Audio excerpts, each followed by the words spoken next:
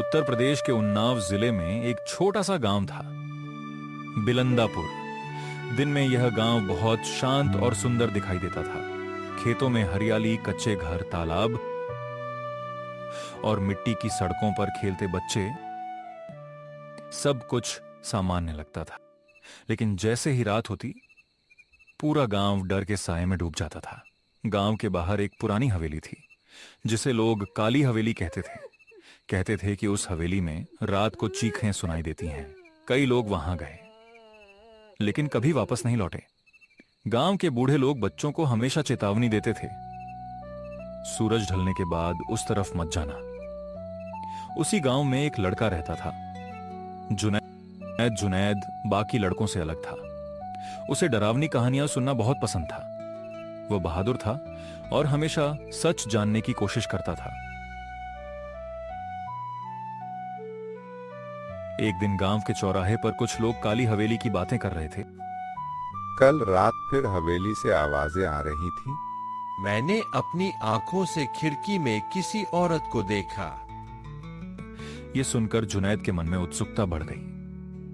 उसने तय कर लिया कि वह हवेली का सच जानकर रहेगा। उस रात मौसम बहुत खराब था। आसमान में बिजली चमक रही थी, तेज हवा चल रही थी। जुनैद अपने कमरे में बैठा था, तभी अचानक बाहर से एक अजीब आवाज आई। बचाओ। आवाज बहुत धीमी थी, लेकिन साफ सुनाई दे रही थी। जुनैद खिड़की के पास गया, गली में कोई नहीं था। फिर वही आवाज आई, मुझे बचाओ। इस बार आवाज गांव के बाहर जंगल की तरफ से आ रही थी।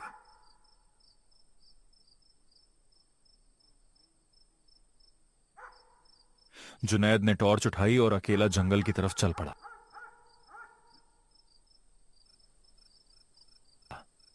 जंगल में अंधेरा इतना ज्यादा था कि कुछ दिखाई नहीं दे रहा था। अचानक उसकी टॉर्च झपकने लगी।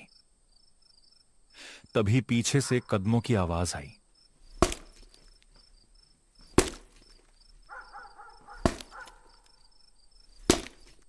जुनैद तुरंत पीछे मुड़ा, लेकिन वहां कोई नहीं था। उसका दिल तेजी से धड़कने लगा। कुछ देर बाद वह काली हवेली के सामने खड़ा था। हवेली बहुत पुरानी और डरावनी थी। दीवारों पर काले निशान थे, खिड़कियां टूटी हुई थीं। अचानक हवेली का बड़ा दरवाजा अपने आप खुल गया।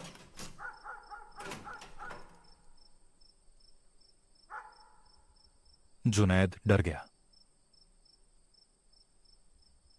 लेकिन वह अंदर चला गया। अंदर चारों तरफ धूल और अंधेरा था। दीवारों पर पुरानी तस्वीरें लगी थीं। कुछ तस्वीरों पर खून जैसे निशान बने हुए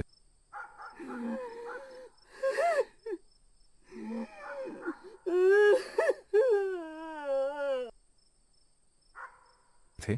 तभी ऊपर से किसी बच्चे के रोने की आवाज आई। जुनैद धीरे धीरे सीढ़ियों की तरफ बढ़ा।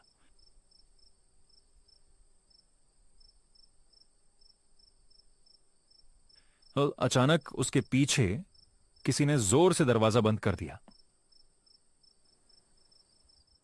ऊपर पहुंचते ही जुनैद की नजर एक कमरे पर पड़ी। कमरे के अंदर सफेद कपड़ों में एक लड़की खड़ी थी। उसके लंबे बाल उसके चेहरे पर थे। जुनैद डरते हुए बोला, कौन हो तुम? लड़की ने धीरे धीरे अपना चेहरा ऊपर उठाया। उसकी आंखें पूरी काली थीं।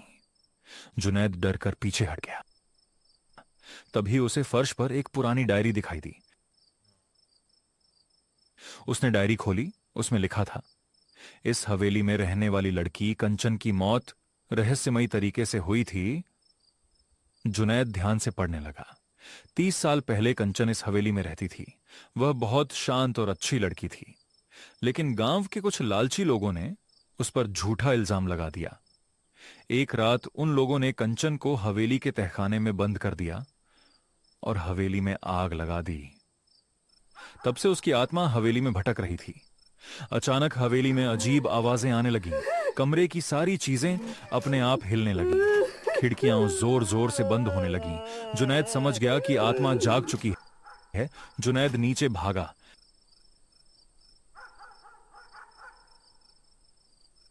लेकिन हवेली का दरवाजा बंद था।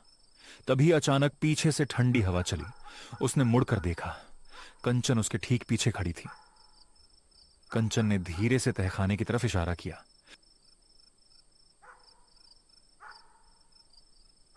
जुनैद नीचे गया। तहखाने में पुरानी जंजीरें और जली हुई दीवारें थीं। बीच में एक पुरानी गुड़िया पड़ी थी। तभी गुड़िया की आंखें खुल गईं। पूरा तहखाना कांपने लगा। दीवारों से काला धुआं निकलने लगा। जुनैद डर गया, लेकिन उसने हिम्मत नहीं हारी। तभी जुनैद को पता चला कि गांव के कुछ बूढ़े लोग कंचन की मौत का सच जानते थे। उन्होंने लालच में उसे मरने के लिए छोड़ दिया था। कंचन की आत्मा सिर्फ इंसाफ चाहती थी।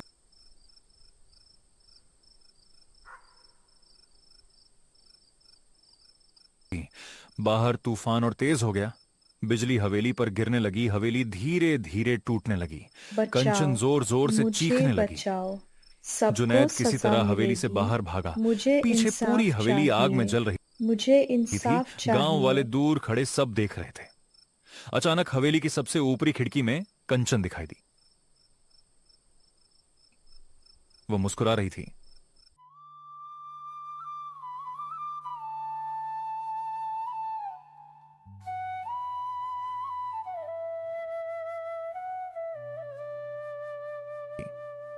सुबह जब लोग वहां पहुंचे, हवेली पूरी तरह राख बन चुकी थी, लेकिन जमीन पर एक पुरानी डायरी पड़ी थी। उसके आखिरी पन्ने पर लिखा था, कहानी खत्म नहीं हुई। उस रात जुनैद अपने कमरे में सो रहा था। तभी खिड़की अपने आप खुल गई और अंधेरे में वही काली आंखें दिखाई दी।